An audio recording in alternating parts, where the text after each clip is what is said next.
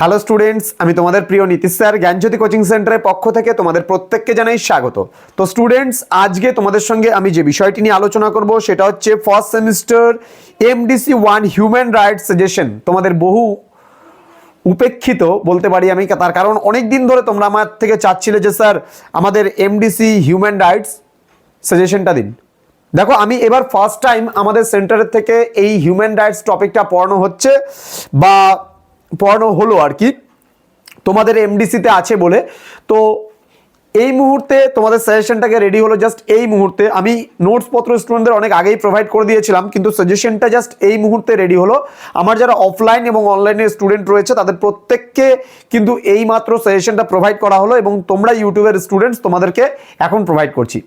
তো স্টুডেন্টস যারা আজকে ফার্স্ট টাইম ভিডিওটি দেখছো তারা অবশ্যই চ্যানেলটিকে সাবস্ক্রাইব করে দাও, পাশে থাকা বেল আইকন অল প্রেস করে দাও। তোমাদের কোশ্চেন প্যাটার্ন কি হবে, কত নম্বরের প্রশ্ন থাকবে, কি থাকবে না থাকবে, সমস্ত কিছু নিয়ে আলোচনা করব। সঙ্গে থাকো, শেষ অবধি দেখতে থাকো আজকের ক্লাসটি। বন্ধুদের সঙ্গে ভিডিওটি অবশ্যই শেয়ার করে দাও যাদের হিউম্যান রাইটস রয়েছে এমডিসিতে। ক্লিয়ার? তো তোমরা ফার্স্ট সেমিস্টারে যারা স্টুডেন্ট রয়েছে তাদের এই এমডিসি পরীক্ষায় কিন্তু সর্বশেষ পরীক্ষা, এবং এই পরীক্ষার পরে তোমরা কিন্তু অটোমেটিক্যালি সেকেন্ড সেমিস্টারে উঠে যাবে। যদি কারো কোনো সাবজেক্টে ব্যাক থেকে থাকে সেটা কিন্তু পরবর্তী সেমিস্টারে তোমরা ক্লিয়ার করতে পারবে। ক্লিয়ার? কিন্তু তোমরা অটোমেটিক্যালি সেকেন্ড সেমিস্টারে চলে যাবে। তো সেকেন্ড সেমিস্টারে অ্যাডমিশন আমাদের আজকে থেকে শুরু হলো এবং 31 ডিসেম্বর অবধি, অর্থাৎ 31 ডিসেম্বর অবধি কিন্তু আমাদের সেই অ্যাডমিশনটা চলবে, এবং তারপরে তার পরিপ্রেক্ষিতে আমরা জানুয়ারির ফার্স্ট উইক থেকে ক্লাস আরম্ভ করব তোমাদের। তো স্টুডেন্টস, দেরি না করে যোগাযোগ করো আমাদের সঙ্গে। ডেসক্রিপশন বক্সে দেওয়া আছে দুটো নাম্বার, লিখে নিতে পারো।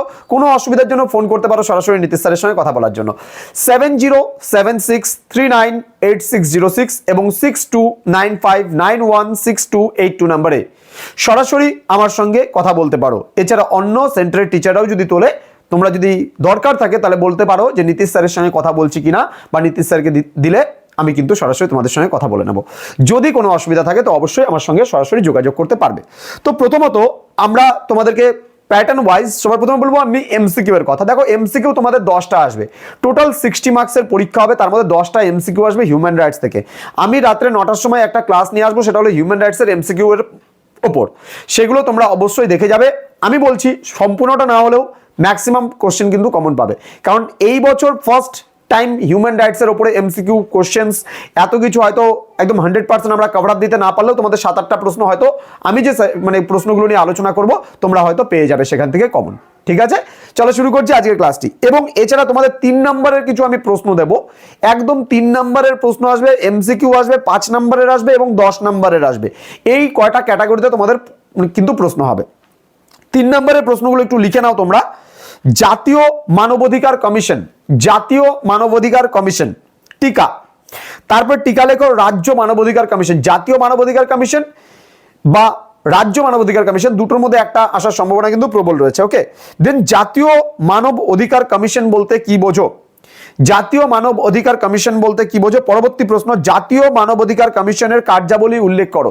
3টি কার্যাবলী লিখো। জাতীয় মানবাধিকার কমিশনের উদ্দেশ্য কি? জাস্ট কি উদ্দেশ্যে এটা গঠন করা হয়েছিল? 3টে উদ্দেশ্য। মানব অধিকার কাকে বলে? ক্লিয়ার? মানব অধিকার কাকে বলে? মানব অধিকারের চতুর্থ প্রজন্ম সম্পর্কে যা জানো লেখো। নেক্সট, অধিকার ও মানব অধিকারের মধ্যে 3টি পার্থক্য লেখো এবং মানবাধিকার সংক্রান্ত একটি আন্দোলন সম্পর্কে লেখো। হিউম্যান রাইটস এর উপরে যে আন্দোলনগুলো সংগঠিত হয়েছে তার মধ্যে যে কোনো একটা আন্দোলন সম্পর্কে তোমাকে লিখতে বলা হয়েছে। এই কটা আমি দিলাম 3-এ। এছাড়াও যে 6 এবং 12-তে আমি প্রশ্নগুলো দেবো সেখান থেকে ভেতর থেকেও কিন্তু প্রশ্ন 3-এ আসতে পারে। এবার 5 নম্বরের জন্য যে প্রশ্নগুলো আমি দেবো সেই প্রশ্নগুলো, সরি আমি তোমাদের একটু আগে ভুল করে বলছিলাম 6 আর 12, 6, 12 নয়, 5 আর 10 আছে তোমাদের হিউম্যান রাইটসে। ওকে, 5-এর জন্য গুরুত্বপূর্ণ প্রশ্নগুলো কি কি আছে লিখে নাও। মানবাধিকার ও সামাজিক আন্দোলন সম্পর্কে আলোচনা করো। পরবর্তী প্রশ্ন, মানবাধিকার ও সামাজিক আন্দোলনের মধ্যে সম্পর্ক কি তা আলোচনা করো। পরবর্তী প্রশ্ন, জাতীয় মানবাধিকার কমিশনের কার্যাবলী বিস্তারিত আলোচনা করো। পরবর্তী প্রশ্ন, সম্মিলিত জাতিপুঞ্জের ঘোষণাপত্রে বিবৃত মানবাধিকার সম্পর্কে আলোচনা করো। আবার বলছে সম্মিলিত জাতিপুঞ্জের ঘোষণাপত্রে বিবৃত মানবাধিকার সম্পর্কে আলোচনা করো।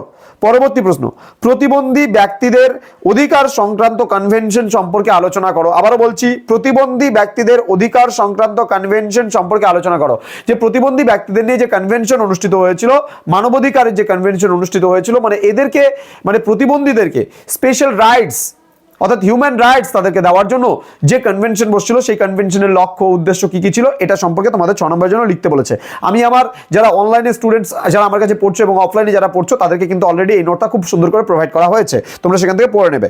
দেন শিশুদের অধিকার সংক্রান্ত কনভেনশন বা UNCRR, এটা কিন্তু পরীক্ষার সময় ডাইরেক্টলি তোমাদের টিকাও বলতে পারে যে UNCRR সম্পর্কে টিকা লেখো, অথবা CRC সম্পর্কেও টিকা লিখতে বলতে পারে। তো বি কেয়ারফুল, প্রশ্নগুলো খুব ভালো করে দেখো, প্রশ্নগুলো পড়ো, আমি বলছি এখান থেকে কমন পাবেই পাবে। মানবাধিকারের উৎস সম্পর্কে আলোচনা করো, ইম্পর্টেন্ট প্রশ্ন। মানবাধিকারের উৎস কোথা থেকে এসছে এটা? মানবাধিকারের তৃতীয় প্রজন্মের বৈশিষ্ট্য সম্পর্কে আলোচনা করো, দেন মানবাধিকারের প্রথম প্রজন্মের বৈশিষ্ট্য সম্পর্কে আলোচনা করো, এবং মানবাধিকারের দ্বিতীয় প্রজন্ম সম্পর্কে আলোচনা করো। এই কটা প্রশ্ন 5-এর জন্য পড়লে হয়ে যাবে।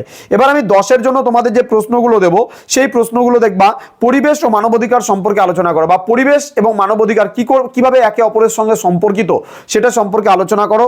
দেন জাতীয় মানবাধিকার কমিশন বলতে কি বোঝো, এর গঠন সম্পর্কে বিস্তারিত আলোচনা করো, ভেরি ভেরি ইম্পর্টেন্ট প্রশ্ন।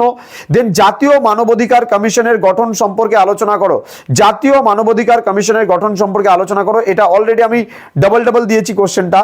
প্রথম প্রশ্নটা ছিল জাতীয় মানবাধিকার কমিশন বলতে কি বোঝো, এর গঠন সম্পর্কে আলোচনা করো।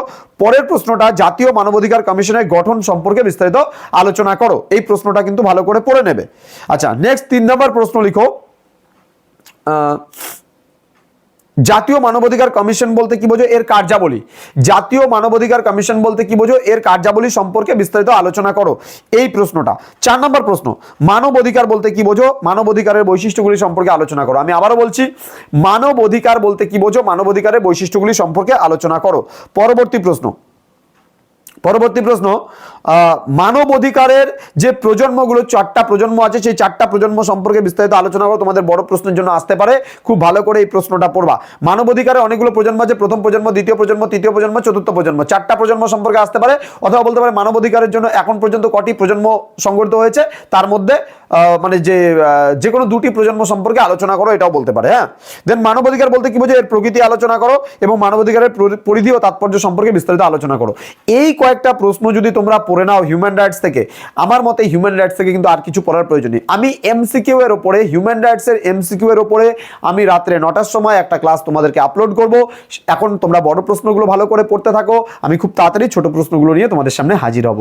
তো স্টুডেন্টস, তোমরা প্রত্যেকে আশা করি খুব ভালোভাবে পরীক্ষা দেবে, এবং আমাদের যে অনলাইন কোর্স ফি আছে তোমাদের সাধ্যের মধ্যে। তোমাদের দেখো, একটা খালি মেজর সাবজেক্ট পড়তে গেলে একটা টিচারের কাছে কিন্তু তোমাদের খরচা হয়ে যাচ্ছে মাসে 800 টাকা বা 1000 টাকা বেতন কিন্তু টিচার নিয়ে নিচ্ছে। কিন্তু সেখানে আমাদের জ্ঞানজ্যোতি কোচিং সেন্টারে আমরা হিস্ট্রি মেজর পড়াচ্ছি, আমরা ফিলোসফি মেজর পড়াচ্ছি, আমরা ইংলিশ মেজর পড়াচ্ছি, আমরা বাংলা মেজর পড়াচ্ছি, আমাদের বিভিন্ন টিচার আছে, পলিটিক্যাল সায়েন্স মেজর পড়ানো হচ্ছে, সোশিওলজি মেজর পড়ানো হচ্ছে, ইত্যাদি অনেকগুলো সাবজেক্টের মেজর পড়ানো হচ্ছে। তোমরা ফোন করে এডুকেশন মেজর পড়ানো হচ্ছে, 7টা থেকে 8টা সাবজেক্টের মেজর পড়ানো হচ্ছে। সুতরাং তোমরা আমাদের সঙ্গে সরাসরি কন্ট্যাক্ট করো, মাত্র 999 রুপিস, জাস্ট একবার পে করে তুমি পুরো সেমিস্টারটা আমাদের কাছে মানে পড়াশোনা করতে পারো। পুরো সেমিস্টারের জন্য আমাদের কোর্স ফি হচ্ছে মাত্র 999 রুপিস, অর্থাৎ 999 টাকার বিনিময়ে তুমি পুরো একটা সেমিস্টার এমডিসি, এইসি, ভিএসি সমস্ত কিছু তোমার যে সাবজেক্টগুলো রয়েছে সেই সাবজেক্টগুলো পড়াশোনার সুযোগ পাচ্ছ কিন্তু আমাদের কাছে সরাসরি। তো স্টুডেন্টস, দেরি কিসের? আজই ডেসক্রিপশন বক্স থেকে নাম্বার নাও, আমাদেরকে কল করো। 20 তারিখ থেকে, আজকে 20 তারিখ, আজকে থেকে শুরু করে 31শে ডিসেম্বর পর্যন্ত চলবে আমাদের অ্যাডমিশন। তোমরা খুব তাড়াতাড়ি অ্যাডমিশন নাও। আর হ্যাঁ, যেহেতু এই সেমিস্টারে এটাই আমার লাস্ট ভিডিও, তো তোমাদের খুব তাড়াতাড়ি আমি পরবর্তী ক্লাসগুলো অতি শীঘ্রই নিয়ে আসবো। একেবারে পরীক্ষার শেষ মুহূর্তে সাজেশন নয়, একেবারে প্রথম মুহূর্তে যদি পেতে চাও, কেননা দেখো গত বছর বা ফার্স্ট সেমিস্টারে তোমরা যখন পরীক্ষা দিলে আমার কাছে নোটসপত্র তৈরি করার জন্য মাত্র সময় ছিল 3 মান্থস। এই 3 মান্থস মানে সিলেবাস আসার পরে 3 মাস সময় পেয়েছি পুরোপুরি পড়ানোর জন্য তোমাদেরকে। এই 3 মাসের মধ্যে কতটা কাজ কভার আপ করা যায়, তাও আমরা কিন্তু যথেষ্টভাবে 80 to 90% পুরো নোটস কভার আপ করে দিয়েছি। কিছু কিছু সাবজেক্টে পুরো 100% দিয়েছি, কিছু কিছু সাবজেক্টের ক্ষেত্রে 80 to 90% কিন্তু আমরা পুরোপুরি কভার আপ দিয়েছি। যেই সাবজেক্টগুলো খুব টাফ ছিল, কোনো সেরকমভাবে কোনো ভালো বই ছিল না, সেই সাবজেক্টগুলোকেও আমরা কিন্তু পরিপূর্ণভাবে তোমাদের দেওয়ার চেষ্টা করেছি এবং দিয়েছি।